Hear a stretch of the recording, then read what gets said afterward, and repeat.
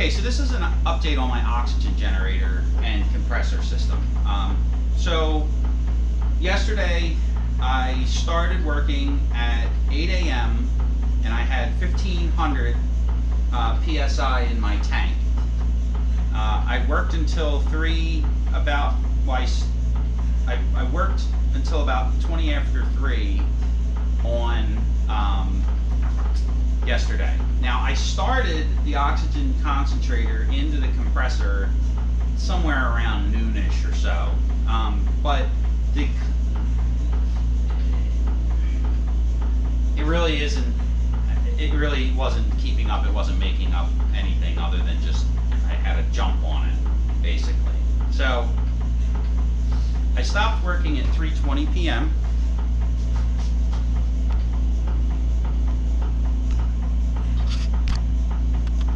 I stopped working at 3:20 p.m. I had 600 PSI of oxygen. I came out at 10 p.m. and checked it. I had 800 PSI. At 7 a.m. I had 1,000 pounds. At 10:30 I had 1,100. And right now when I'm shooting this video, around 12:30 in the afternoon on Saturday, I have 1,300 PSI for a total of about 20 hours of runtime. Now, I'm only running my Phantom. I take that back. I was running both torches at one point to try to heat this 2-inch heavy wall up, which, yeah, I need a little bit of practice with that. But that's neither here nor there. So what I'm going to do right now, I might regret it for doing it, but I'm going to do it anyway. I'm actually going to shut the system down real quick, and I'm going to show how to start the system with a considerable amount of pressure already in with pressure already in the tank. So for the sake of argument, you wanted to top your tank off. The oxygen compressor does not like to start. The oxygen compressor does not like to start with an excess of oxygen in the tank. So right now, like I said, I'm about 1,200 PSI, which is a pretty high amount of pressure in that tank. The compressor will not start properly off of a dead system, and I'll explain that in a second. So what I'm going to do is I'm going to shut it. Yeah, I'm going to shut it down completely, and then I'm going to restart it. So just for shits and giggles, I'm going to turn this valve off. I'm going to turn the pump off for a minute. I'm just going to leave the oxygen condenser on because I don't want to wait for it to come back to life. Because that's not actually what this video is about. So I'm going to bleed off the pressure that's in the system here. Okay. Now this has a bleeder valve. I paid extra money when I bought my whip hose to get this bleed off valve. Okay. So the tank is shut off and the oxygen concentrator is still running, but that's okay. But I'm going to bleed off the pressure. Okay. Now that's bled off all the pressure from this side of the system. This system's actually shut off here at this valve to my torches. If you don't have this bleeder valve, you can turn the tank off. You can just bleed the oxygen off from your torch, and that'll do the same thing. I'm just anal with valves. I like valves, I like gauges.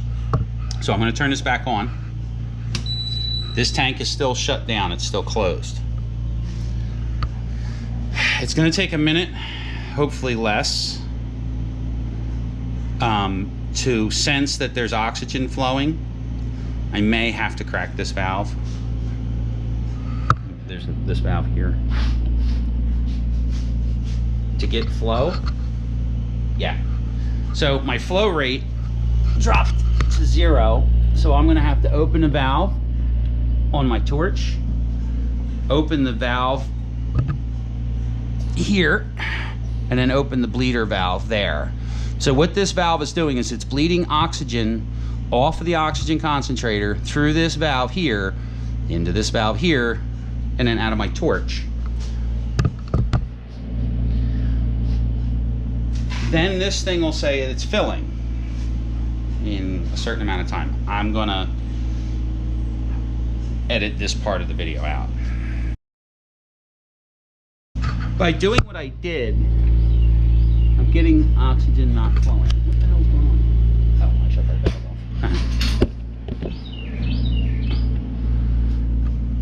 By doing what I did, I'm flowing oxygen. You can see it flowing there. Okay, but it is bypassing some of the O2 out of the concentrator. It's into the torches and then not going into the home fill. So I'm going to crack this valve, or shut this valve a little bit.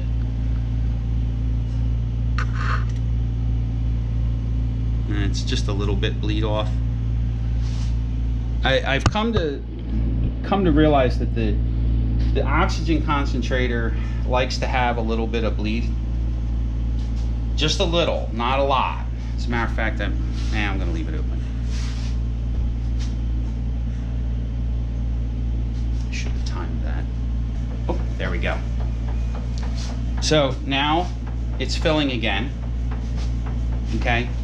Now I'm going to shut the bleeder valve over here. This valve is going to get shut off all the way. And I'm going to leave the tank closed. If I open the tank valve right now and waffle this thing with 1200 psi of pressure, the belt will slip. It'll crank. The belt will. It won't do it. It'll just go and be very, very, very unhappy. It'll make all kinds of noise. The belt will start slipping, and in some cases, the compressor itself will actually start to run backwards, which is bad. Now, while this system is closed, okay, while this tank is closed, this system is open. Now this valve here is off. This regulator is backed off, so there's no pressure going out of the hose anyway. This valve is actually a little redundant. This valve is a little redundant, and it's on the wrong side, but that's neither here nor there. Now, as you can see here, my pressure is going up. The pressure is going up. Now the pressure is going up because the oxygen compressor is compressing oxygen in this whip hose and then into this valve. So I have another regulator here.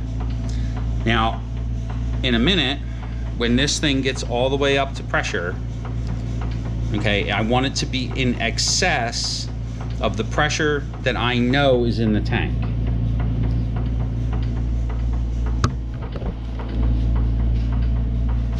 This pressure gauge and this pressure gauge, I did another video. These are co-witnessed, or they're calibrated to one another. So I don't. This gauge is actually redundant, or this gauge is redundant, no matter how you look at it.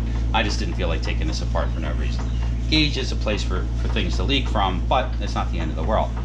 Now you'll notice that this line has now been pressurized to almost 1300 psi. Okay, right there and right there. Now what I'm going to do is, when this gets up to about 1500, I'm going to crack this valve open, and then the system will continue to pump along the way it was before. Now there's a bit of a debate. There's a bit of a debate with, do you fill the tank all the way?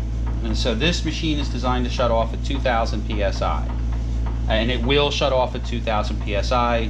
The debate / argument I've heard is that you're putting too much stress on the machine.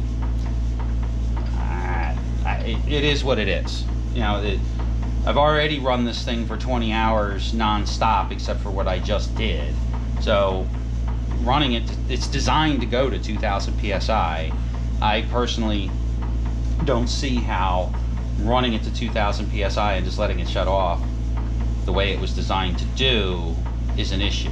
Now I could see, or I can see theoretically, if the tank is charged at 2000 psi, this whip hose is connected to the compressor, you're causing back pressure on the compressor head, I could see that. But in this particular case, oh, here we go. We're ready to go. So here we're at right here, and now I'm going to crack the valve and it's going to drop. And I just slowly crack that valve open. So now it's back into pumping into the tank as opposed to this whip hose. I hope that answers some questions. If it doesn't, please leave a comment.